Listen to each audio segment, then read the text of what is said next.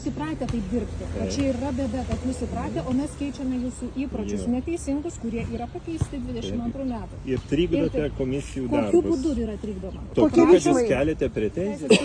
Teisę susipažinti su visais rinkimų dokumentais. Ar jūs skaitėte šitą dokumentą? O jūs teksto suvokimo visus mokote, ar tik mane norite? Tai paaiškinkit, kaip jūs suvokėt.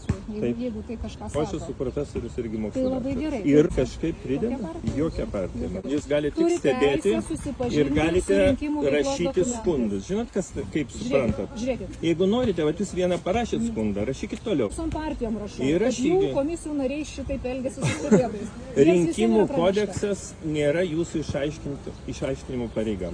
Suprantat? Nu taip, bet jūs išaiškinkite, kaip jūs suprantat. Kaip jūs suprantat, susipažinti su rinkimų komisijos veikla, reikia susipažinti stebėtojai.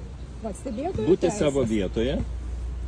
Kokiam kampe? Stebėtojo vietoje. Kokiam kampe? Kur tai parašyta, kad jūs turite kodeksą? Jums yra išskirta vieta. Ne, žiūrėkit, kur ir jūs galite stebėti patį rinkimų procesą. Kur parašyta, kad stebėtojas turi sėdėti apie gerą orą irgi neparašyta. Ir apie tai, kad jūs čia mane dabar auklėjate. Tai jūs mūsų užkabinote. Aš jūs užkabinau, norėdamas pabrėžti, kad jūs netrikdykite komisijų darbą. O būtent paaiškinkite, jeigu jūs trikdysite darbą, galit stovėti apie čepsėjimą, parašykit skundą apie čepsėjimą.